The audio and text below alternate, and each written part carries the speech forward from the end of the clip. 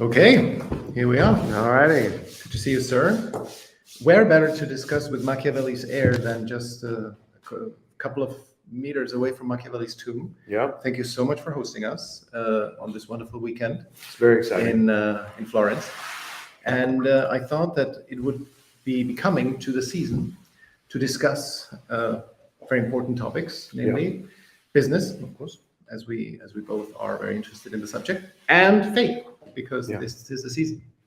And so the topic for today is the interplay between faith and business, and whether and now we have to talk about faith in a more religious sense, because believing in yourself, that is pretty much standard for most entrepreneurs, right? You have to have some kind of faith in yourself. But whether if you are a man or woman of God, whether that gives you an unfair advantage on your entrepreneurial journey, or whether you could even argue that possibly it might even be a distraction. So what is it, right? And how can we kind of take the topic apart and make sense of it? What are your kind of starting thoughts on this? Well, first of all, it should, I think, be explained to your entire audience that you have been living with us for the past 2 days. Yep. In our house. I mentioned I thank you for hosting us. So I did mention that. Well, but specifically, it's been, so we've all been here, been together. It's been a good time. Talked about a lot of things. This is wonderful. Including yesterday, we were at Machiavelli's house in the restaurant, which is very nice. But there's something about this. I almost think that would, let's start with what it's not, right? Let's start with the weak points, right? You said what everybody has some belief in themselves. Everybody must have some belief in themselves in order to do anything in business. And while I think that that's of course true, I also think that that is almost like, you're throwing water on a conceptualization of faith outside of some specific God. In the sense that I agree that a lot of that, it's almost that there's like toxic positivity and cheap ideas around belief, that those of course are not characteristic of what we're going to discuss. But that being said, I believe that there's some integral concept of faith, even if it is not related to a very specific religious notion that is followed by billions of people, that is so distinct from the believe in yourself, almost again like a childhood mantra of you have to believe in yourself, you have to think that something good, whatever, right? That there's something specific about faith that is unique to the entrepreneurship journey, that is unique to the conduct of business, that doesn't necessarily bear a relationship to a specific God, and while at the same time has no relationship to this childish notion of believe in yourself, et cetera, et cetera. And so that's why I have to back up, because I feel like we could debate about the frame of this question for quite a while before we even get into the idea of what was the postulate you put forward of, is it an advantage or is it a distraction? That could be an interesting question to answer, but I think for me, the first thing to discuss is what is the nature of faith? Yeah, fair enough. Right. And I think if we don't have we don't necessarily have to agree, of course, but if we don't at least have some agreement on at least what we're talking about when it comes to faith, or is there a distinction between faith as some type of abstract principle in general versus faith in some specific religious notion, right? Can those be separated? I think we will get to that point when we are through with at least a rudimentary definition of faith. So maybe we want to start with that. How would you define faith? I would define faith as the act of, it's difficult to define faith without using the word faith, so I'm going to use the word believe, but it's the act of believing in something that has not yet manifested in your life. Okay. And that can be like an ontological presupposition, or a normative one. Like I should be doing this, or there is a God, for example, or there is a purpose for me, or so, right? So it's both an ontological and a normative thing, that you are claiming to postulate the existence of something, Okay. despite any evidence, any objective evidence that it exists. That is faith. Okay, I like that. I like that. There's something you put forward there that I see as two very different ideas. One of them being I have faith in some activity without evidence. That's a brief summary. Yes. Okay, so that's one side of it, and then there's the should you put forward. Mm-hmm. That implies some type of a moral accent, right? So there's I have faith that this is the right thing to do because it's the right thing to do, and that's kind of the end of my argument, right? That's a should. You can, of course, always abstract to a higher level, but at some point, because you could always ask, well, why is it? Why? At some point, we have to there's end with infinite we have regress? to end with the explanation. Exactly. Right. At some point There's a terminal non-explanation to Correct. should. Mhm. Right. And so I see those as very different. The normative and the ontological. Yes, very much so. They are different, yes, but Yeah. but they are united Yeah. by faith. You can very concretely put. If we have the Venn diagram, there's faith, and then there's these two different things, and where do they? Well, that's actually a good image to see it through, because the things exist in the outside world. Very often you don't need faith for them, right? There's the things manifest in the world, right? And then there's the manifestation of rules, right? Of how we live together as humans. And for most of them, you do not need faith. That's nice. For most of them, you don't need faith. But the Venn diagram is kind of there where it overlaps. This is where faith comes into play, where you, for yourself, decide, because you're, for example, the adherent of a certain faith, you believe that Jesus is the Son of God, that he was born to redeem humanity. That is a postulate that you cannot prove in the outside world. It's an ontological statement. And then you can derive from the ontological statement a normative statement, namely, I need to conduct myself in a specific way so as to please God. Okay. And so they are connected. These two things are very much connected. And sometimes you use a hammer to hammer a nail into the wall, and sometimes you use the other end to get a nail out of the wall. It's still a hammer. So faith helps you to both believe in is statements as well as in should statements. It's a tool for both. Okay. So again, I agree with all that. I just, in relation to the business element of this, I just see both of those functions as so very distinct because they're performed very differently. They have such a different influence on how we make decisions. So the first being a concept on how we discuss subjects of risk, for example, right? Yeah, I'm engaging into some type of an unknown. I don't know what the future will hold. I have some degree of evidence on my behavior, but I'm also lacking evidence on my behavior. And so in this sense, and how you're describing faith, I would agree with your definition. I would add one important feature, or I would maybe change some of your words very slightly. You said something about lacking evidence. I would say that faith is a conversation around something where you're permanently lacking evidence or complete evidence. It's not simply that you happen to not have a complete picture. It's that you will not encounter a reality where you do have a complete factual picture. There will be permanently missing information, right? And so, but different kinds. So it's like you go through the world with lacking information, and then some pieces come into play. You will now get the validation. You will get the information, and then new things emerge. Correct. Exactly. Yeah. New things emerge. There's a permanent. Again, I like the statement. There's ontological incompleteness within our analysis at all times. Yes. We never have a complete frame. Perfect. We never have a full picture, right? So, but again, that is a side of faith of like strategic decision making, risk analysis within the business landscape. What do we invest in? How much, when, and how often? What element of our business are we going to scale up next year? How do we perceive the recession will influence various things within our company, right? So like there's going to be a set of facts and analytical data that you can process, and there's going to be a set of unknowns, right? And that's a permanent condition.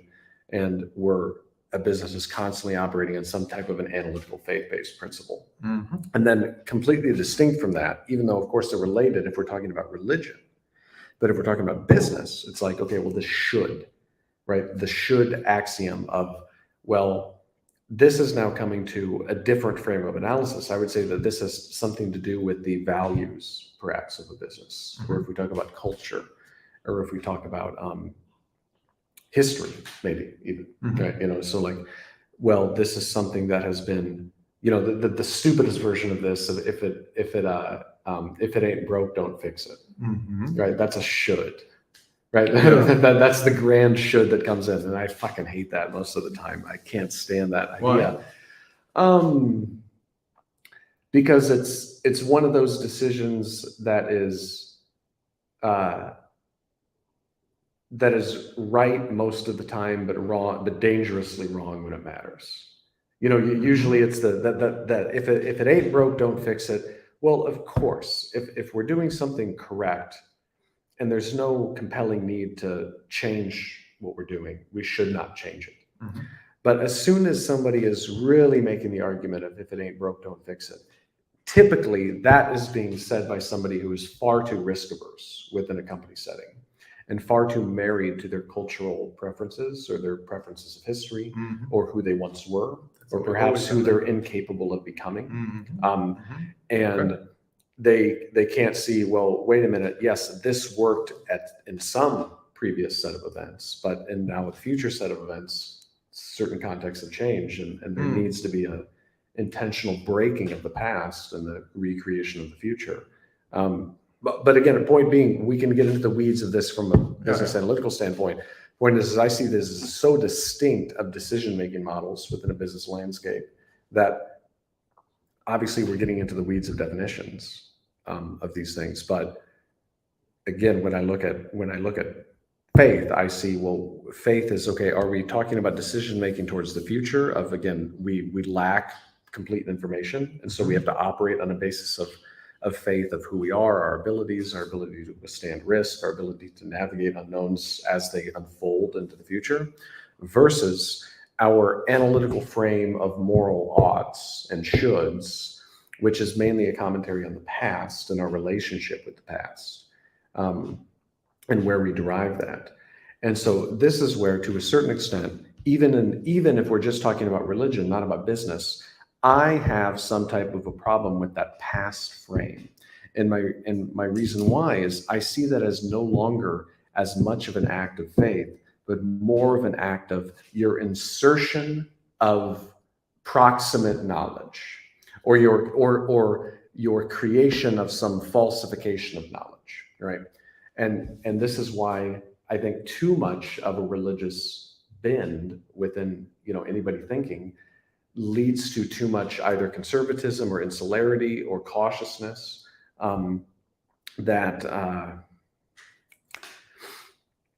where you are trying to equate somehow the word of God or some telling of scripture into some fixed moral ought that I don't know if it's entirely useful. Or I think it's like a cheat code almost. It's like the easy way out.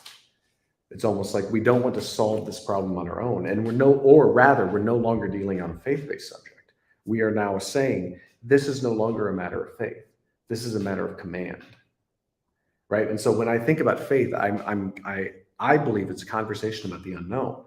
And when we insert a moral claim of, well, therefore I now surrender the explanation to divine commandment, a deontological statement, that when we're entering into a deontological statement, we're actually no longer talking about faith. You know, we're talking about something that we've inserted as a command. I'm not sure I agree with the premise that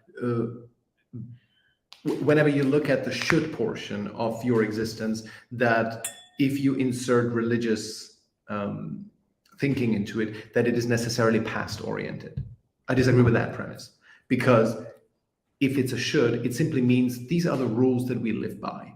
And for example, classic case of these are the rules we have had lived by, right? That is in and of itself it's timeless. It doesn't. It's yes, we've done it's it not yesterday, that time. Okay, just well, like which we will do it time tomorrow. are we talking about? 10,000 years ago? Maybe if these are your religious presuppositions, everybody has a different flavor of religion. Okay, sure, Right? but So- but that's where it's just like I don't see it as timeless as that. I see it as it's predicated on memory, and memory is dangerously flawed. It's predicated upon the information you have access to, which is hyper limited. And though we say, okay, I'm no longer considering the fact that I was, for example, born into a place, raised in a certain way, given certain information, and had certain cultural values instilled upon me based upon habits. And I have now extended. This is what Stephen Gould has actually. I'm stealing from Stephen Gould. Look, we're not talking about faith. We're talking about habit. In this sense, we're not talking about something that is timeless. Like I think you're elevating that word timeless, and you're deriving it from a habit, actually. So are the biblical rules on how you should live, are they habit? Okay, it depends about how many we're talking about here now, though, right? Like so. Now, okay, if we take like the 10 Commandments, for example, like I think obviously some of those could be improved, right? Like they could certainly be limited to a certain extent. I would go further and say something like if we were to look at. By the way, I realize I'm probably sounding far too cynical, perhaps, in this conversation. Like when I look at, I believe religious scripture does touch on timeless principles. Or something that's so fucking close to timeless, where it's just like, okay, it's not an accident that Thou shalt not kill. Precisely, right? That's not an accidental statement. Thou shalt not steal. That's not an accidental statement. I would say, more the Sermon on the Mount is going to be very compelling. I would say more I think the best part of the Bible is when the Pharisees tried to say, well, what is the highest commandment? Of all of God's commandments, what is the highest commandment? He said, is to love God with all your mind, body, and soul, and then to love your neighbor as yourself. Right? Like boom, like that. Whoa, that hits so many points. Like that just that one sentence. I mean, and this is when we I forget who said this, but it was something like when we call this the word of God, are we mistakenly calling this like what could not 20 Shakespeares have created this, for example? And it's just like, could 20 Shakespeares have created love God with all your mind, body, and soul, and love your neighbor as yourself? I'm not sure. That's difficult. Like the amount we could talk forever just about that one sentence. The thing is, there are so many anonymous Shakespeares who have been in the process of creating the Bible. It is a work distilled over 3 millennia by so many different people and honed over those millennia that it is. You can then sort of claim that the abstraction that they have achieved through this constant editing truly comes close to what is the highest ideal. Right. And this but let's get back. I mean, we're getting really esoteric now. Let's get back to the original one of the original I wanted to also defend myself because I realized that I was being far too cynical. Yes, there are these timeless. I agree that there's timelessness within that, or the closest approximation to timelessness of human values that, of course, are the greatest ideas of 5,000 years of humanity that I wouldn't even dare question. Like there's no possibility that I could think my way out of that, or that anyone alive could think their way out of that. Yes, but I try to draw such a careful line on when we say, okay, well, wait a minute, like there's few sentences I think that accomplish that. And I see so many people that then extend the line of religious ought into something that's just like, well, you were born in 1960 in America. And that's where that's coming from. Yes, but we have to take the totality of this person's experience of 1960 America and how have let's assume that this person is deeply religious and starts a business. How does is it a net positive that they have been religious throughout all the history of the business, right? If you take two hypothetical people both born in the same place with the same, let's say, socioeconomic background. Yeah. And one is religious, deeply religious. The other one is complete atheist. Okay. Ah. What do we believe? I'm Yeah. sorry, the way that you're saying this right now makes me think so much more clearly. First of all, you are just covered with Callie's hair. It is just shocking. Yeah, I know, but He's wearing these black socks. Yeah, sorry, I'm looking. Unbelievable. Yeah. Oh my God. God, your dog sheds so much. Yeah, no, you're gonna be glad that we're gone. It's unbelievable. She's been laying on Belle's blanket, and it's just covered. And Belle will be covered going forward. I will say that if I were to line up 100 people who are starting businesses, right, you know, 50 of them have some form of religious faith in some way, right? Yeah. And 50 of them are unshakable atheists who, you know, up to and including they have the flying spaghetti monster on their tree. Okay, you know, up to, so like there's that range of people. Yeah. Who you bet on? Every day of the week, the religious people are going to be having a far more interesting business that lasts longer. There you go. Now, who would make more money? Well, I don't know. There's not enough people. There's a lot more things to discuss. But maybe here would be an interesting way that I could put it. An atheist will create a tech company for the explicit purpose of selling it in 3 years and then smoking weed the rest of their life. And being some annoying person that knows nothing about business, but they got lucky because they were kind of good at coding. And they're like, you know how many people I talk to? I have talked to so many people who are like 26 and who got lucky with some tech company. And it's like, these guys are. This is betrayed by the numbers, especially because we said 100 people, 50 and 50. Yeah. There will be very few. Yes, there will be plenty who start tech businesses. Yeah. But believe me, I've lived in London for a long time where many people start tech businesses and the vast majority of them don't go anywhere. Okay, I'm sorry. I was saying of the 100 of successful entrepreneurs.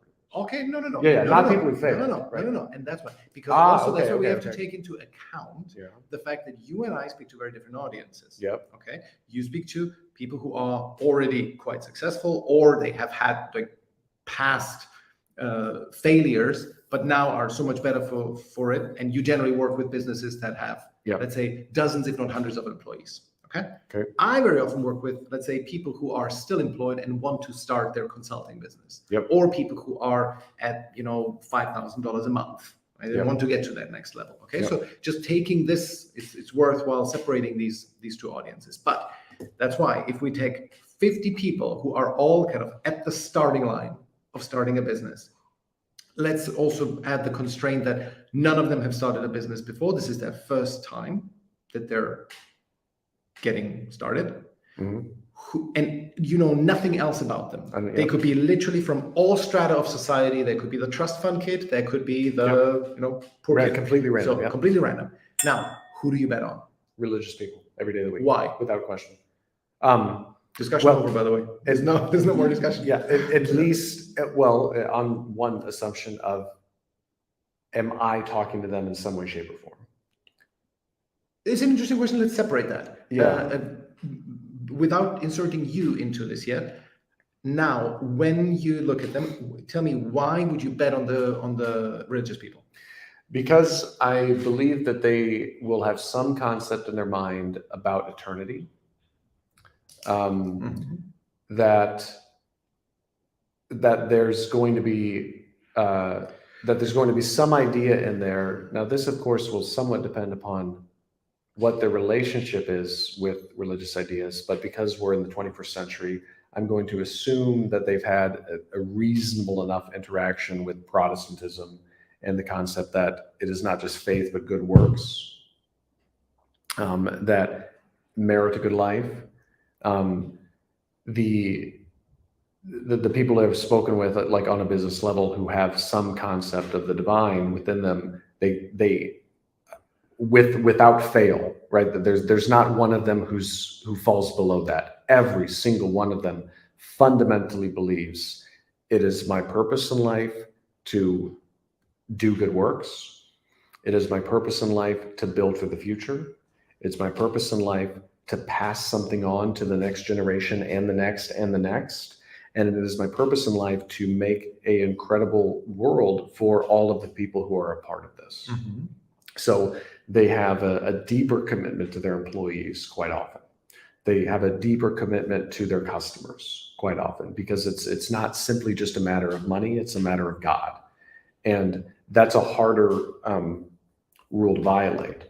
So obviously, in general, if we're purely talking about a get in and get out type of business. So, like, for example, like I believe all of the Bitcoin people just like, no, you don't have any faith. Yeah. Like you there's nothing holding you back from pure self-interest, right? And you can even see, even the people, a lot of the Hollywood people that advertise this, it was just like they could look at a pure calculation. I can use my network to leverage people for me to gain arbitrage benefit, or everyone else will lose lots of money, I will gain lots of money. That is a very difficult thing to do for someone who has any genuine faith in any higher principle, but especially some type of a God. What would you guess if you had all the richest Bitcoin people in the world and you surveyed them? How many of them will be atheists versus how many of them have something that we would call properly faithful? Like actually, because I know some of them,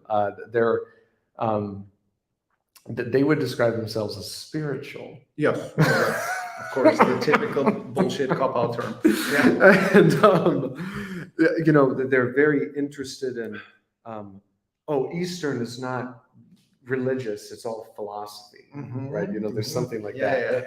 And then if you were to ask them any question beyond that, of course, there's going to be complete vapidness. Exactly. Right? That they can get away with that. So I would say that there's something like that, but that's it would be 90% of them in the either atheist or spiritual category. Yeah.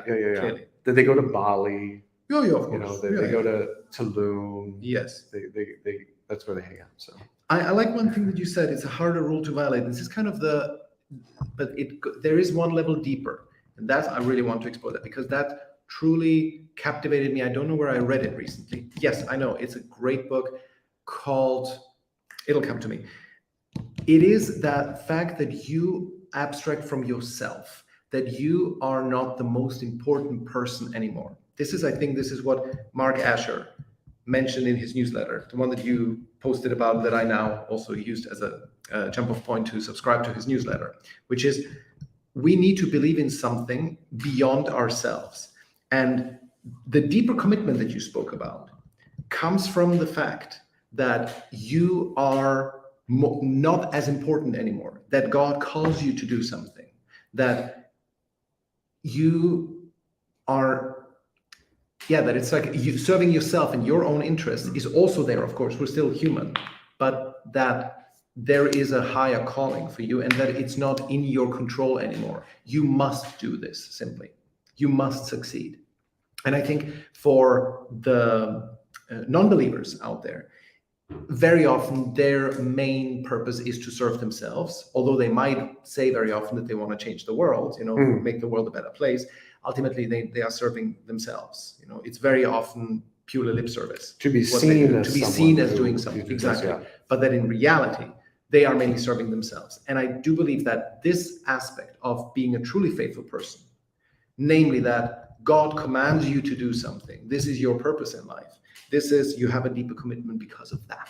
That is it. That you truly believe that you are an instrument to serve God, rather than you simply trying to become rich because that is what's cool. So you make yourself less important and make God number one in your life, that this is actually going to help you. This is the reason why you are betting on the 50 people who are religious rather than the 50 atheists. Tell me why that's not the case.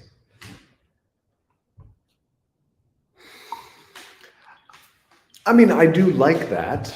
Because it will imply, that you're, there's reasons for you to not give up. But then again, that where I disagree is it's just like, well, but if we're just talking on that level of the idea of like radical perseverance, for example, Greed is a great motivator. I mean, oh, it's a good motivator. I mean, there's people like, again, I don't see us talking about, and I have to maybe explain a certain frame that I have. I'm not considering the general population. I'm considering a very small percentage of the population. And entrepreneurs are by definition. yes, even the ones who just solopreneurs and so on. So precisely, yeah. And so there is like just personal wealth accumulation and greed are deep, deep motivators. And I would almost argue that if we're just talking about pure wealth accumulation, I would say the highest principle for success in that endeavor would not be religious belief. I would say it would be radical fucking greed. Because it doesn't make fucking sense. Like it just does not make sense to, I mean, again, now I'm just thinking about my clients right now, and like none of this is coherent. They've already served God if they wanted to. Their work is done. I mean, of course, we could just stack and stack and stack. Let's have the thought experiment again. But sorry to interrupt. Let's have the thought experiment again. 100 people, 50 of them are, let's say, score very high on a greed scale, and the other 50 are very, very religious. Who would I invest in? Yes, you'd probably bet on the first group. I'd over a 5 to 10 year horizon, I'd bet on the greedy people. 5 to 10 year horizon. Longer horizon, you would bet on the religious people? Yep. Interesting. Yeah, definitely. Okay, because the 5 to 10 year, there will be the Bitcoin people in there. Yep. Right. Okay. Those are the people who would work slave like hours. Yeah. They go crazy. I would say to a certain extent, a lot of my clients are quite greedy. I don't mean that in a negative way, though, right? I mean it. I mean it actually in a deeply moral way. I mean this in the Gordon Gekko. Greed, for lack of a better word, is good. Like I fundamentally agree with that. Like when we're talking about massive amounts of wealth accumulation, there has to be faith and religion are not principles that instill wealth accumulation.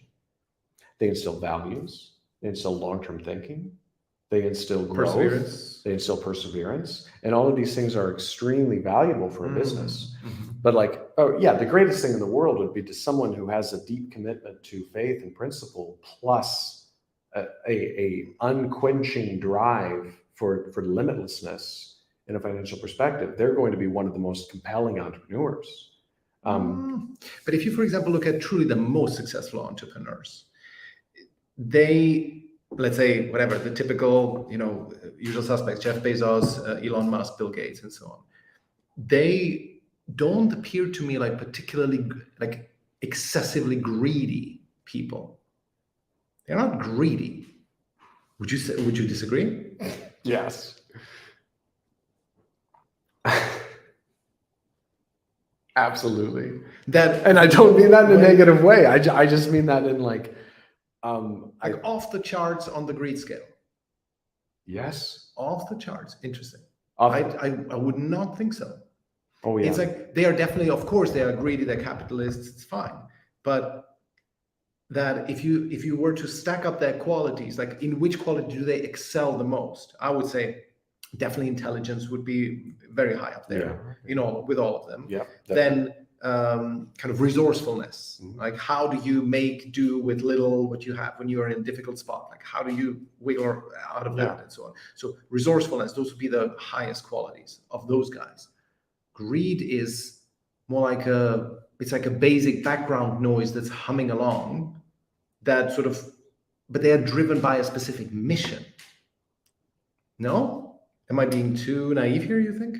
I think we replace mission with just this impulse to more. Listen to some interviews with people on the billionaire list. Listen to some interviews with people in the Fortune 500. They have one pretty clear statement. Oh, I'm ranked 27. I want to be 26. Why? I want to be 26. That's a clear answer. I can tell you the quotes from my clients right now. What do they want? More. When? Now. If not now, tomorrow. And if they, Now if the you, next if you day. ask them why, We'll start inserting some ideas about better life, et cetera, but I almost don't think they know why. Like, and like, I wrestle myself with this as well, you know, because like I'm thinking about my clients, I'm thinking about wealthy people, I'm thinking about business owners, I'm thinking about monarchs from history. And I'm thinking about myself, like, this is something to truly grapple with. Like when you are on the spectrum, I guess is what this would be, the disgusting wealth spectrum, maybe, where it's just like, nobody needs that. Yeah. Right. Literally nobody needs that ever. Yes. Right. This is more money. I mean, I'm just running some calculations. Like next year, I'm likely to make more money than most every human being makes in their entire lives in the world. Right. And which is to say, it's more money than I ever need by any definition of the word need. I want more, you know, and like, I definitely have reasons for that, but also like I grapple with it. And I know a lot of wealthy people grapple with it, where it's like, right. Cause there's constantly this big debate, right. Of, all right, we're going to do this for 5 years and then we're going to stop.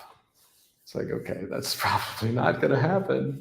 You know, we're going to hit, you know, I'm speaking of a conversation I had 3 days ago, you know, of, okay, we're going to hit $250 million and then we're going to stop growing, you know, and, you know, that's about a 3-4 year plan that they have. And then that's what things look like. And it's very exciting and everybody's very excited. But what, you know, like, and so the point is that there's this unquenching, is it an entrepreneurial thing, or is it just like any human in that situation would do that? I realize we're drifting more into psychology than no, but that is interesting. Right? It is interesting. Yeah. You know, but this is where, if we were to describe like simply just wealth accumulation, like there is something that happens. Now, this is where I now have to leave the objective and purely talk about the subjective. I believe someone of faith with properly calibrated greed and entrepreneurial capacity is someone who is going to be substantially better for civilization than otherwise. And so, for example, when I look at someone like Mark Zuckerberg, I see a completely not amoral, not immoral, but shellless, like moral shell. Like there's no facility. He has no facility for this subject. I've seen him talk at length, and I see someone who's just sitting there who's like, I have all this money and power, and I do not deserve it at all. There's no good I can create in the world. I don't know. I have no concept of the right, of what could be justice in the world, for example. I can't tip a scale in any direction of positivity. I have no moral aim for anything. And so when I see people like that, it's just like, damn it, that's disappointing. It's disappointing that somebody so incapable had just this domain specificity and like, you know, got it right within a tech concept. Okay, that is now drifting away into an area that I think it would be a shame if we missed that intermediate area. Yeah, okay. And I find that is really fascinating. So because I started with the premise that of all the different qualities, faith is such an important ingredient for business success that it is really worth elaborating on that and inserting it. I personally believe that the moment where I inserted faith into my business, which is not too long ago, I started my business as an atheist. Yes, yeah. So this is an interesting transition. I know that for you. You and I both will have interesting transitions. Maybe we can talk about this. Yeah, let's talk about it. Sure. I mean, I've been basically an atheist all my life until it was a combination, basically a combination of my wife and Jordan Peterson. Okay. And several. So this would have been just 3 years ago? Yeah, no, yes. I had a major ideological shift in my life in starting 2016. Okay. And A lot of people had a lot of ideological shifts in 2016. yes. The year, a lot of things happened that year. The year of Yeah. reckoning, the year Yeah. of people revealing themselves. Exactly. And the thing is, I had not been exposed to more, religious thinking, for example, because I just thought this was like old and stodgy and uninteresting. And then suddenly Yeah. I came into see, and I saw how these things connected, how it was for the first time that somebody explained faith to me and God in a way that I could understand, for lack of a better word. And I realized that Do you remember the sentence? Which sentence? What was the moment? One of the moments. It was not one single defining moment, but it was this explanation that Jordan Peterson gives to the Spirit of the Father. Okay. Don't know if you know that, but it's a part where he says every child imitates his father, Okay. who imitated his father and his father and his father, his father, and so on, and all along. Habit. So what? Habit. What I was talking about. No, it's okay. not, Well, maybe not habit. It's not habit. The child acts something out that gets transported, a spirit that gets transported throughout generations, completely back to where we probably were, apes living in trees. Mhm. And so that spirit, that what is fatherhood, Jordan Peterson says there is a spirit of masculinity that shapes the human evolution. That spirit is the spirit of the Father, and that can be seen as equivalent to God. So back to my own experience, it was when I saw that this, like a broader purpose, was missing from my life, that I was not seeing myself as, I was seeing myself as too much of an island. Whereas Jordan Peterson then explained to me that I am in fact part of a tradition that I need to hone and pass on, that I have an obligation. Why would that have specifically been a religious awakening? Because that sounds very like it was more of an ideological awakening, and the religious component. That's very came part Darwinian. of it. I would say that is more of a Darwinian presupposition than a religious one. That being said, I see tremendous overlap between theory of evolution and religious thinking. Yes. Right. So, so I'm not separating those. Yeah, that is one aspect of it. There's one aspect of it. But for me, it was truly an ideological, strongly political, also cultural reorientation. Yeah. And then because of that, I became more open to religious thinking.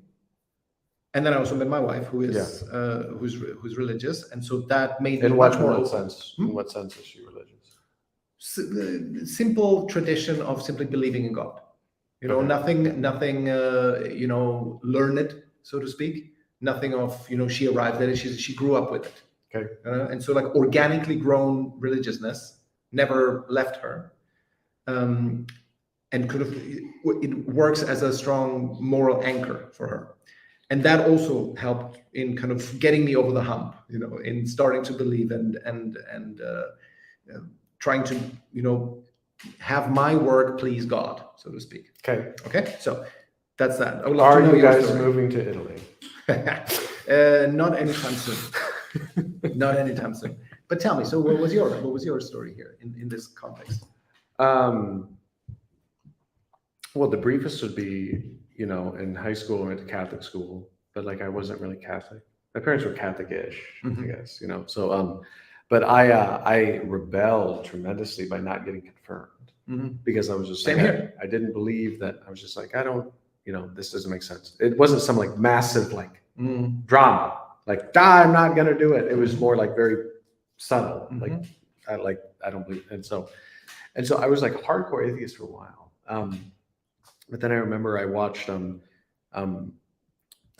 God Debate 2 between Sam Harris and William Lane Craig, hosted at Notre Dame.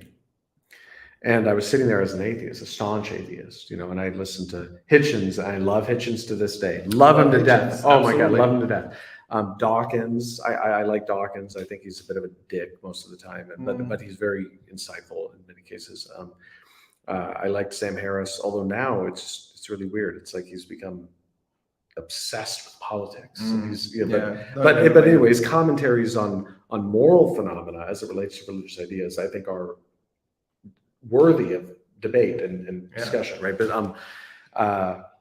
all those guys. And then I got much more deeper in philosophy. And but I listened to that debate between Sam Harris and William Lane Craig. And William Lane Craig is a very kind of traditional Christian, a very what's the word?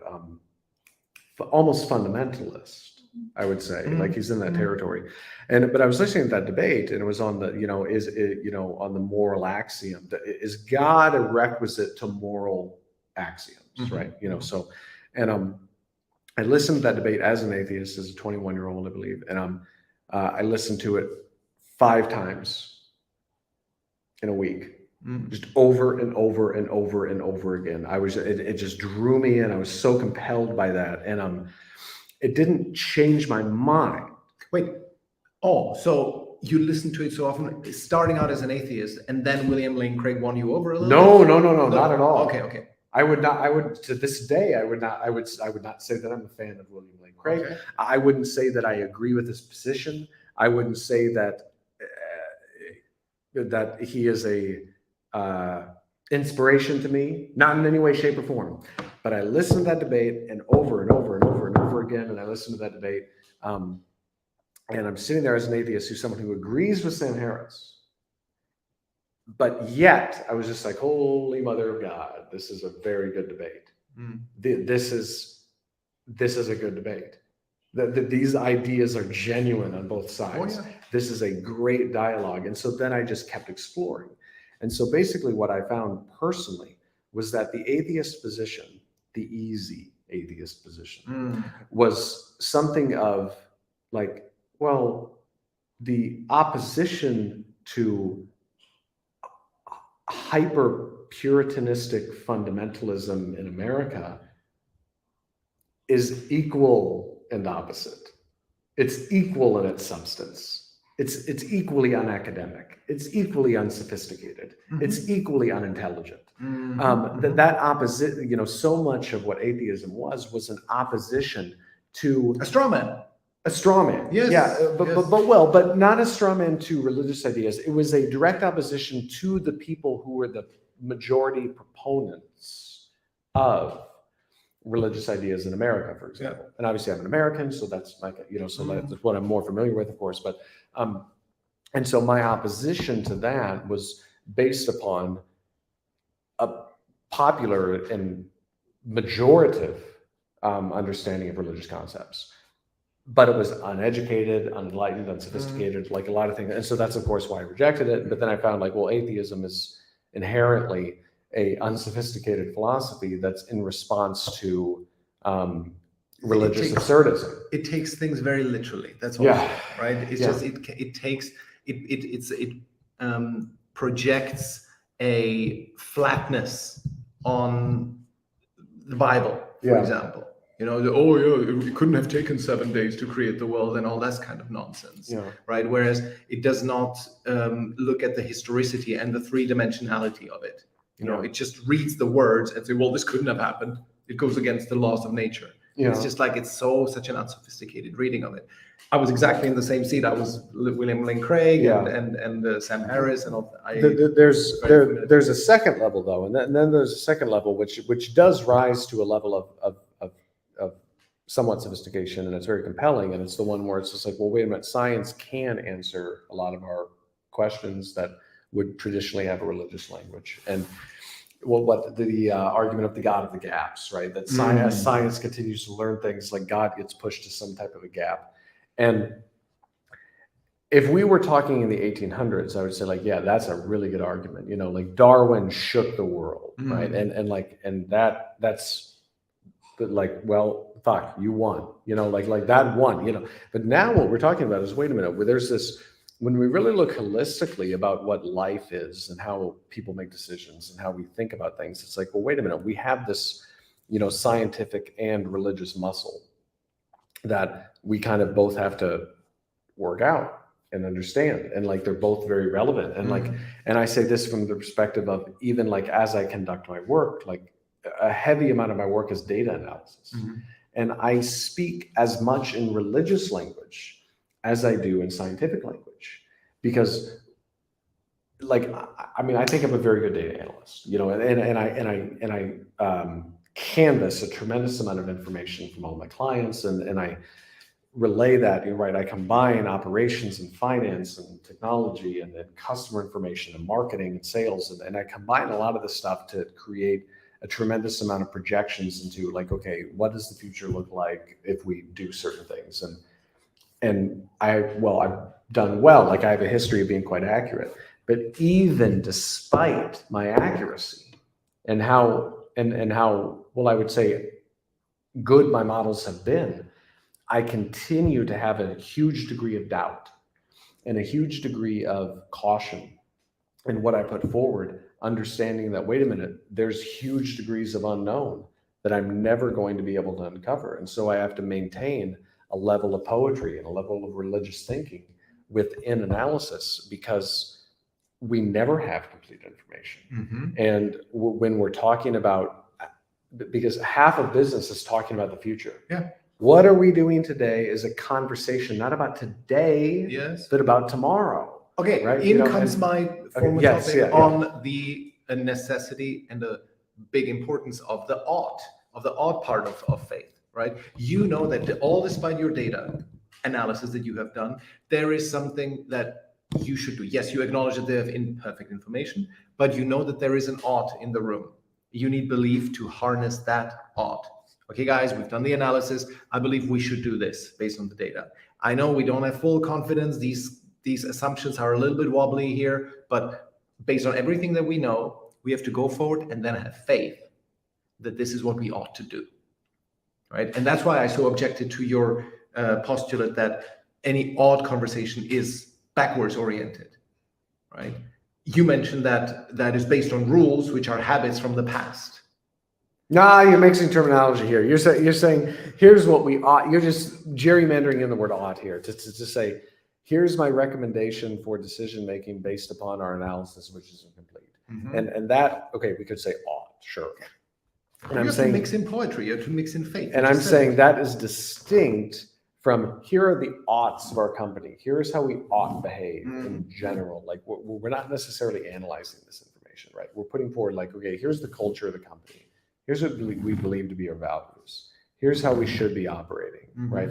You know, like these are historicisms that are both good, but also they become golden calves very quickly, perhaps would be a good way to put it. Like those are the things that scare me, because they're the things that need to be broken, or they inevitably will always need to be broken. Here is how we do things here. Okay, until it doesn't suit us. We, like in business, I say you have to wear your morals like a hat to be able to take it off very easily. You know, because there are so many situations where we have to have a hyper degree of flexibility. Well, that's where the realist and the Machiavellian comes out. Oh, well, right? that's, yeah, sure. Yeah. That's, Okay. of course, again, I'm of course the one speaking here. Right? Exactly. But okay, but I still don't have full clarity. And so help me understand that. Where does your faith, or tell me, you haven't finished the story of how you then became, or have you become more God believing, and how has that influenced you in doing business, and where does then the realist come in? So how do we mix these three developments? You haven't finished your story, effectively what happened after you listened 5 times to William Lane Craig. Yeah, and Sam Harris, I moved on from that, understanding like, okay, wait a minute, there's been this gap in my life where I have completely discounted religious structures of thinking, and I need to resolve that. And so that's when I got very deep in philosophy, actually. And interestingly, my religious appreciation came from Nietzsche, which is, most people would find that to be quite bizarre. You know, they would see that, most people who don't know Nietzsche say, well, didn't Nietzsche say God is dead? Right. And that's such a, like, it's like the pinnacle of ignorance of philosophy. It's like, if that's your statement from Nietzsche, like, then you have clarified, at least to me, that you know nothing about the entire subject. But when I look at, a lot of Nietzsche's ideas, I see a deep conversation and dialogue about the nature of belief and about the nature of religious ideas. His criticism of Christianity is something that I agree with wholeheartedly. Well, 90%. You know, I think he's a little bit too harsh in some cases, but fundamentally, I think eternal recurrence, his concept of eternal recurrence, is one of the most deeply religious ideas that has ever been written. You know, his overman concept of like, wait a minute, that there is this, that, well, in part because God is dead and we killed him and the world is going to create Hitler in the future, right? Because of that, you know, we are compelled to create some overman within us, which is this psychological strength and this unshakable psychological and emotional and moral capability that we ourselves are able to create and manifest on our own without the aid of religious scripture from the past. And an argument from Peterson, for example, is that humans are incapable of doing that. And Nietzsche also doubted our ability to be able to do that. Yeah. Now, I would argue that that part of my purpose is to attempt to create my own moral virtue and to create my own world. Now, I'm borrowing from some ideas. Like I would say that part of my purpose is to create heaven on earth. Is there a greater purpose? You know, that's a really interesting idea, right? Let's think about that for a second. Is there a greater human purpose than to create heaven on earth? Well, can we do better than that? Yes, if it is not bounded in or by a religious framework, which is why I reject too much of a religious framework, because that bounds. Wait, I'm not done. Okay, yeah. If it is not bounded by a religious framework, then it far more often has the tendency to degenerate in hell on earth. Correct. Right? Because the communists, when they took over, they also wanted to create heaven on earth. Yes. And so your aim is to do that, and you are at the same time. If you're an 18-year-old who writes an essay saying, I want to make the world a better place, fuck you. I would also say if you're a successful 33-year-old millionaire who wants to create heaven on earth, you still know squat. No, it's just for me and my wife. Okay. That's a big difference. Like, well, okay, fine. That's an interesting This is not, there's nothing good, I believe, that I can enforce on somebody else, but perhaps I can create something beautiful for me, for Tyanna, that we love deeply. And maybe someone will see that and that will serve as an inspiration, but that's not my purpose. My purpose is purely for myself. Now, it is not to hide it or steal it or keep it away from people. It is to share it abundantly, but it's to share it with those who voluntarily adopt what it is that I've made, right? And I think that's a big distinction. I am going to live my life according to my moral code. We are going to live our life according to our moral code. I do not need permission from you, and I'm not going to negotiate with you, nor am I going to enforce it on you. But you could perhaps look at that and say, like, hey, wait a minute, that's something quite compelling. I think American philosopher talked about Buddhism in America a lot, Eastern tradition. Alan Watts talked about creating parallel structures. Yeah, he's British. He talked a lot about creating parallel structures. When there's an ossified, corrupt, ugly world, do not resist it. Do not engage in conflict with it, but create a parallel structure. Remove yourself from the world. And I see that the relationship between that and what Nietzsche is saying about you must become an overman, I see that as very consistent. Very interesting, because now I remember the name of the book, which I highly recommend to anyone interested in these subjects, called All Things Shining, by two authors whose name definitely will elude me, but that book talks about the impossibility of that. This is what William Foster Wallace killed himself over.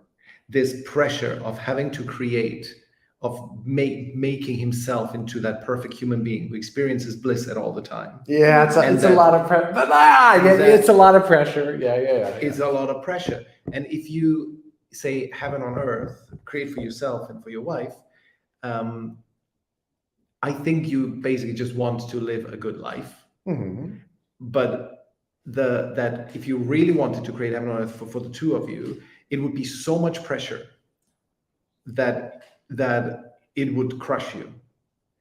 Well, but anyway, that's not my main point. I still do believe that you would have to still be constrained by a few things that right now you, for example, do not want to look at. I wonder if you can truly just simply create your own perfect version of the world and then come to your, whatever, you're 70, 80, you're looking back. Have you done all the right choices? I think right now you're seeing it, looking at the world through a too limited lens. Anybody does. This is not just about you. Anybody, that will you really know what will make you happy 20, 30, 40 years from now? And so that's why I'm not a big fan of the creating heaven on earth for myself, because right now I know so little about what will make me happy 20 years from now. And that's why I go by. You want to other get into people some have taught me. psychoanalysis right now? First of all, I've had 2 glasses of wine, so I'm fine with getting into some plenty of psychoanalysis water. here. I don't think you know what will make you happy. I don't think you've spent enough time thinking about this for yourself. I've lived with you for 2 days. Yeah. I don't think you know.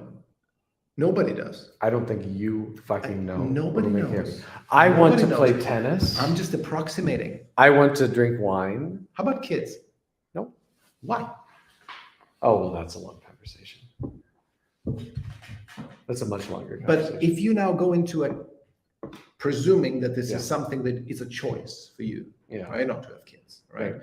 But if that is a choice for you, then how about looking at it from a Kantian perspective and saying, can this be extrapolated and made into a general axiom? Okay. Right? Well, if everybody acted like this, humanity's If dead everybody in 2 made their own generations. individual choices. No, if anybody did not include children as part of their life's planning. If that particular choice were to be a generalizable axiom, as per Kant, Yeah. humanity is dead in 2 generations. Yeah. It's over, right? Humanity is over. Therefore, your attempt to create your perfect little garden of optimal levels of tennis, wine, working out, doing 200 push-ups a day, and all of that is not in line with God's plan. And that is where I think this little external impetus that you need and the sort of bowing to an externally imposed. Do you believe that Be Fruitful and Multiply is an exclusive commentary on the propagation of children? And do you believe that that specific way of understanding that subject can only be interpreted as have children? So, for example, you don't know what commitments we've made to our nieces and our nephews. You don't know the things that we have promised them and the things that we're currently doing for them and will do for them that they would not have without us. I have a commitment to future generations as well. Having children, that specific way of going about it is not something that we're interested in. Okay. And I'm not criticizing that. I know. But there's, when we talk about Be Fruitful and Multiply, and when we talk about our commitments to future generations, I do believe in that. And I think there's many ways to go about that. Right. And so I'm not, like your son, for example, like if I could take him for 6 weeks of business school someday in the future, if you wanted to give him a different perspective, that would be something that I would be very interested in doing for friends of mine, for family of mine who want some type of a different experience for their kids. Your son won't need that with you. Right. But that's part of what I'm saying. Right. So like, yes, there's a commitment to future generations, but I think that's a dirty little trick there. Well, it's maybe, it's just an example. It's just an example of, and this is what I've learned from myself, is that do the things that many past generations have done that have led to that, where you see so many testimony from past generations that these are good things to do. For example, I also was, for a very long time, I didn't want to have kids. Like when I was your age, I didn't want to have kids, right? That has massively shifted, mainly because I've understood, or I've at least learned for myself, is that This is the thing that will, once you really get into old age, nothing can replace that, right? Only thing of not having natural kids would be then having adoptive children. But any amount of sponsoring schools throughout the world, and the kind of spreading your wealth to benefit humanity, excellent, of course. It's a wonderful thing. But truly, that feeling of that you have shaped for one single person or for a couple of people, you are the father. Fucking You're Josh Curtis, passing- I guarantee you, fucking Josh Curtis is listening to this son of a bitch. Yeah. And he's probably smiling and laughing and clapping at what Yeah. you're saying right now. Well, and it's a big problem, Josh, Yeah. because he said all of these things too. Yeah. And I get it, and I respect that, but I have a different view on this Okay, subject. that's And fine, that's you know fine. what? I might be fucking wrong, and I'm willing to take that risk. Okay, that's perfectly fine. So, But I think that the overarching point here that I want to make is that, and this is where the faith discussion comes into business.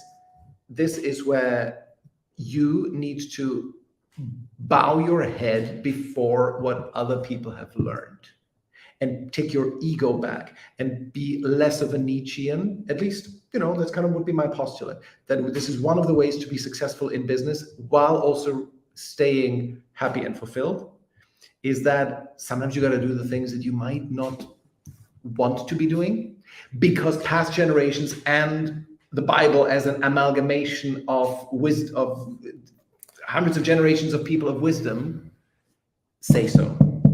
and you are speaking the conservative spirit of religion that is true, okay? And that is love God with all your mind, body, and soul.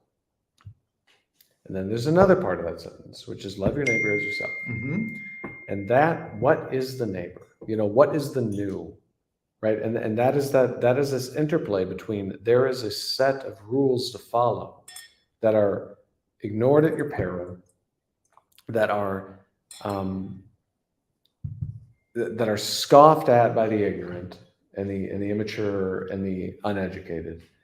But then there's also that spirit of violation, that spirit of new, that spirit of unknown, that mixes with these principles of rules that you follow that are also critical to business and I think to life, that I don't think you're talking about with that sentence. I think you're missing that spirit of the unknown, of the transformative, right? That there is something new. Like, so again, for example, one line I draw from a significant or a lot within the Bible, within Christian scripture, is it's something like, where so two people agree, there is truth. Mm-hmm. And that, for example, a man and woman are meant to leave their parents and create something new. Like, that is some spirit of evolution, Mm-hmm. like of moving on. It's a reasonable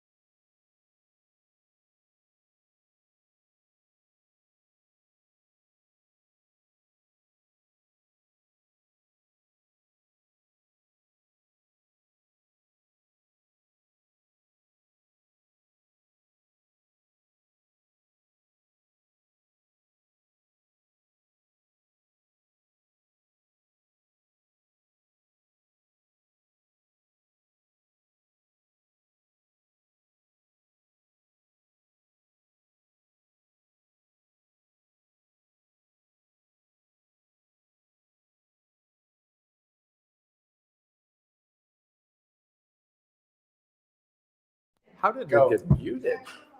Yeah, it's fine. We're back. It got muted? Yeah, How did this somehow happen? Maybe you, whatever, touched the computer. I blame Bear. Okay. I blame you. But if we look at hero myths, for example, right? Like if we see, Harry Potter, like this is following the rules, but very much knowing when to break them and how, right? And so what you're talking about is the rules side of things, which is of course important, and most people violate and don't appreciate and don't understand. And there's so much of our culture today, which is of course about do what you want. That's it. Don't let it, I'm with you on that. Like that is of course dangerous and it's toxicity to the highest degree, right? To tell people that there aren't rules, that there aren't knowledge, that there isn't ancient knowledge you can follow and propagate and move forward with. But you're restricted to that domain with what you're describing, at least in how I would define the conceptualization of faith, God, religion, and No, I agree. You have to have both feet in both worlds. That's 100% agreed. Sure. No issue with that. I guess it just illustrates my point that I think that what most entrepreneurs want to be doing and how they go about their business is very much rooted in the I want to create my own heaven on earth. I am suggesting that that's the only thing that you add as an ingredient, namely a good portion of faith, and therefore a constraint on you, a being bounded by these rules, for example, religious rules. I think overall, as you said, you intuited in the beginning, your business will be better. You would be betting on those 50 people. Yeah. Right? However, okay, I think we agree on this. Or at least I unquestionably would rather work with them. Okay, that also makes a difference. Yeah. That also makes a difference. But I think the other interesting thing that you said is that the greed element of it, if you were to bet on the 50 greedy people, that is where probably your money would go for the first 5 to 10 years of their tenure. So that makes me think that probably us focusing purely on the faith aspect of it, it does not look at the full picture of what are the qualities that you should have in order to be the most likely to succeed in business. Faith is one aspect of it. But as you seem to suggest, is that greed is probably a bigger Here's the problem. determinant. Here's the problem with when we come back to definitions. What do you mean by success? Right? And so that's, if we're talking about develop a legacy, right? So, okay, well, this is a religious idea. If we're talking about pass something on to the kids, if we're talking about we and all of the people that helped us do this are going to get rich, boom. That's somebody who's religious, even if they've never been to church. Like, for example, like many of my clients would reject almost every word that I'm saying right now. And I would call them religious because they care so deeply about the people they work with to a degree that's not rational. That doesn't make sense. They would make more money if they fuck people over. Okay. But like they see some bigger picture of community and of benefit and of all boats rising. Like these are not hardcore economic principles. Anyway, it does depend on what you mean by success. Like and this is why I think, having something grander is likely going to lead to a success that is far more compelling. For example, happiness, right? So I remember read this interview with Notch, the creator of Minecraft. And he's rich as fuck, and he's depressed. He doesn't know what to do. Yeah, it's terrible. Like he's got more money than anybody in the world. Like he could never ever spend his money. Could you imagine that he would be a religious Christian all along, and that now he would be depressed? It's unthinkable. It's hard to imagine. It's hard to imagine. It's very difficult to imagine. And that he would have lived by these principles all his life while he created Minecraft. Yeah. Hell no. Yeah. No way. But so that's obviously he was radically successful. Financially. But again, when we're talking about success, like when I think about success, of course I want money. But again, money is an abstraction. It's a fake idea. principle of exchange globally, right? Like success is likely someone's going to think like, well, wait a minute, I'm happier, I'm healthy, I'm having fun, like people like me genuinely. That's another dangerous thing about money. Right, like a lot of people that don't have values that go into money, suddenly they wake up and they're surrounded by people who are so nice to them, but not really nice to them. Like, and there's almost nothing more aggravating than having people disingenuously like you and disingenuously compliment you. There's nothing more fucking painful, you know. And like I would say, this is also part of the relationship with my clients. Like, I have a genuine interest in them. They have a genuine interest in me. And there's a lot of people that fucking suck their dick, you know, but like they don't listen to it. And it's because it's meaningless, you know, and so it's just like they, you know, sometimes they'll speak and they'll say like, you know, I know that is good because I've said it's good. Right. You know, like, and even I'll derive the same type of benefit from them. Like, I'm just like, somebody out there in the world complimenting me, like, this is not a statement to me. It's of no value. It either comes from my clients or comes from my wife, or it's like, this is nothing to me. But that's, again, when we talk about success, obviously, like, money is of course related to that. And some, of course, I don't care about the money. Fuck you. You don't care. Like, that's silly. That's absolutely silly. It's immature. But what you want from that money is the good life, you know, is the beautiful life, some vision. You have a picture in your mind, right? Like Wittgenstein said, like, within language, we don't say words, we speak in pictures, right? Like, everybody has some picture in their mind of what something looks like. And like, you know, was Mark Zuckerberg's picture in his mind to displace hundreds of Hawaiians off their land and buy a bunch of acres in Hawaii? Why did that happen? I don't know. You know, was that his vision? Was that his beautiful, like, oh, I want to like quarantine off a section? Well, you got to break a few eggs, right? But again, was that his vision?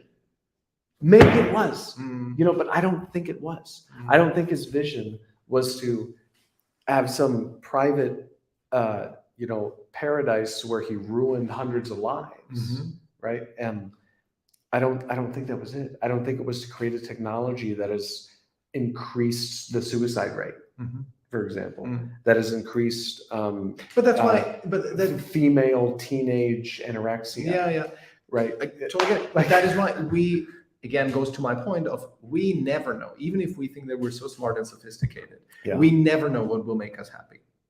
We very, very, unless we take like a little bit of wisdom from the old guys and live by that. And that is also why you read the classics. I mean, it's scary. It's really scary. That's why you read the classics, because they survive. They survive for a reason. And so that's why we align your, for example, fandom of Machiavelli, if I may call that, your fandom. Okay. What a horrible word. Okay, fine. What is a better word? Your appreciation, your living by the values of Machiavelli. I, without equivocation, consider, I don't believe that there is an advisor like me in the world today. Period. I don't believe that there's a truly classical advisor. I believe there's a bunch of guns for hire, a bunch of mercenaries. I will be with my clients until they're dead. Okay. But that's a separate point. Totally get it. Machiavelli's my spiritual father. Yes. Okay. Agrippa. Why? But why also? Because their works survived the centuries. Just like the Bible did. And I'm not saying that Bible is the number one thing to live by. It's pretty good. But I would say it's a really good book. It's a pretty good book. The thing is, it is also a collective book. That's the thing. Il Principe was written by one guy, incredibly smart and visionary and all of that. But it's one guy. The Bible as a construct, it comes from thousands and thousands of people who edited it, right? And from they people who read themselves thousands of years. They themselves transpired the spirit of the Father. It's shockingly deep. Like, it's unbelievable. It's unbelievable. Like, it's unquestionably one of the most insightful, I would say maybe the most psychologically significant text ever written. Of course. Unquestionably. And you can, absolutely. And so that is also, you have reformulated many of your life's axiom based on an ancient book, right? Yeah. Therefore, and so that is partially what I'm saying, is that take this wisdom from the centuries, from the eons old wisdom, and apply it to your life, even if now you think you know better of what will make your life better. Even if you believe now this kind of business will make me more successful, taking these steps, just juxtapose them with these ancient principles that you have studied. Study the classics, study the Bible, and it will make you maybe not like richer, like with the Minecraft example, right? But it will make you rich and happy. And that with a far degree, it's much more likely. It's much more likely to make you both rich and happy. The other thing that's missing from this conversation, and this is the thing that's missing from most conversations, and I feel like I'm paying attention to it so much more, is when we're talking about a lot of these ideas, it seems like we exclude the fact that this is or that maybe some ideas are limited to certain types of people. That we're not talking about everybody. We're talking about a smaller percentage of the population. Entrepreneurs are by definition. Sure. Yeah. Okay. Yeah. But but people who have a rare combination of gifts. Because. Well, but again, that being said, what's interesting is I forget which philosopher said this, but philosophers are no happier than the rest of the people and the rest of the world, right? Yeah, but look at very good point. Quick interruption. But who is happier as a group? Generally speaking, religious people. Religious people. Yeah, that's always been shown. That is a huge part of it. It's always been shown, unless we're talking about global populations, and then we're talking about. This is funny. I think I'll upset everyone with this statement. If you live in a country that has a very, very strong welfare state, your population on average is going to be much happier. Mm-hmm. And if that country happens to be protected by the U.S. security guarantee. Yes. Exactly. Unless you're in a Middle Eastern country with oil revenues and you're a man. There's a lot of variables to it. But generally, when you look at least one reasonably homogeneous population, like for example, United States, you will always find. So how do you feel about those polls? I never really like those polls. I think they're a little bit absurd. Like, to me, it's very clear that, for example, who has his one big poll, right? Dan fucking Price. Oh, if you're making $70,000 a year or something like that, you're happy. That's all you need. Oh yeah, no, I believe that. Yeah, if you slice it across that dimension, people who make 70,000 plus are happier. Yeah. There is, of course, something to be said. Like when you have your Maslow's hierarchy of lower tier needs met, then you have the range to be able to pursue happiness, for example. Mm-hmm. Maybe that would be an interesting way of putting fulfillment. Yeah. Right. And this is where Dan Price is correct. Mm-hmm. Interestingly enough, even though of course his employees are underpaid in terms of their skill, experience, location, et cetera, et cetera. It's just a political play for him, which he's become very wealthy at. You want to talk about a really good example of someone with no moral principle? Oh, of course. Who's made a lot of money and is on now selling an ideology. And is now probably very unhappy. It's a case, and very unhappy. Yeah. I mean, it's a case study. It's a really good case study, actually. Yeah. Perfect. But interestingly enough, this is one reason why I love business so much is because business is the element, the agent that is provided for the common good in a way that government has fundamentally been incapable. Of course. And government, of course, lives off business. Yeah, so that's absolutely clearly. So the branch to pursue is clearly business, obviously. If you want to create good in the world, you should start a business. Of course, 100%. You should not join an NGO. And not with the aim of, like Bill Gates style, that you have a business, then you cash out the billions, and then you do good for the world. No, the business itself is the good in the world. Yeah, the amount of, that's what's interesting. There's a lot of interesting moral questions about Bill Gates, right? But on the one hand, it's like he created a thing that unlocked more productivity than maybe any invention ever. And I don't know how many people are alive today because they didn't get malaria because of Bill Gates. It's just absolutely shocking, what one person has done in terms of productivity creation and health outcomes. Yeah. And of course, there's some huge moral problems with, other aspects of Gates, and we can get into the weeds on from February 2020 to today, based upon certain global policies. That's a potentially different topic, but So how do we wrap this up? I think we've concluded that, and we agree. But I like the fact that we agree on this one thing: that if you had to bet on the 50 people of religious people versus 50 atheists, not only would they most likely be the most successful ones and also the happier one, but also we would prefer working with them. That could be our bias, because we're in There's different a bias ways there. religiously tinted. So that is I'm long-term tinted. Yeah. Though I would say, I don't care about the religious views of anybody that I work with. What I care about is the long-term focus. And when we're talking long-term, I think it's very difficult to talk about a long-term subject with someone that doesn't have some spectrum of religious value. Yeah. Whether it's specific from some type of doctrine or some type of scripture, or whether they themselves just have a personal facility that is actually sophisticated, on a religious plane. It's very difficult to talk long-term with somebody. Who's the Bitcoin chaser? Who doesn't have those values. So it could, and that to me is just boring, right? Like, okay, oh, great, we made money. Okay, cool. That's just not fun. I'm sorry, it's not fun. Like and that's why I find the non-religious, the non-long-term people, the non-values people, the genuinely only self-interested people who have a cheap spiritualism, I find them to be so insufferably boring. Yeah.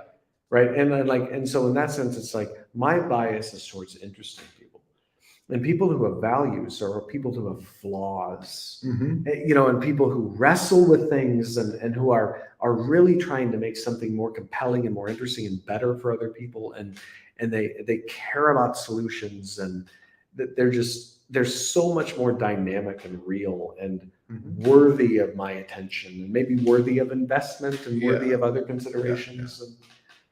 Exactly. I find the pure atheists to be just insufferably boring.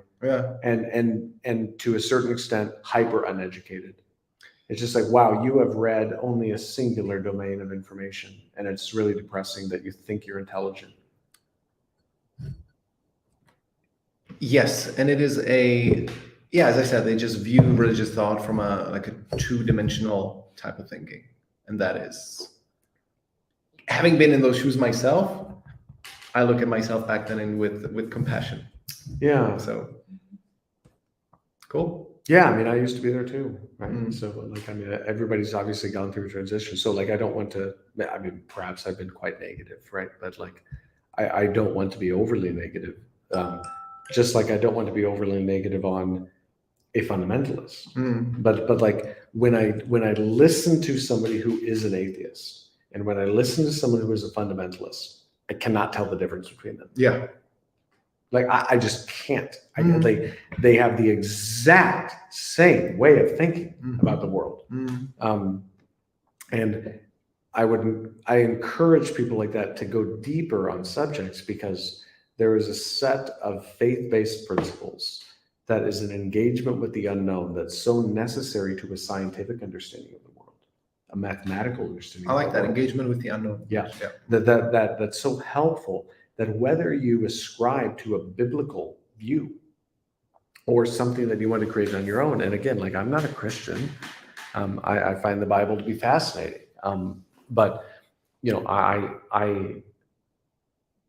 do pull some sentences from there that I'm just like, I can't improve upon this, right? Try to create heaven on earth. What a fascinating idea, and that we want to try to return or create some type of Garden of Eden. That's what I genuinely want to make, is something like that, and then to navigate that and wrestle with that and massage that into my reality. And I like that. And that to me feels like the best approximation that I can understand of happiness and success. And that's also something that both I can have and that I can share, right? And that, I don't know, is that everything to do with happiness? Am I going to be wrong about some things? I'm sure that that's probably the case. But that's now I have no explanation, a moral ought, right?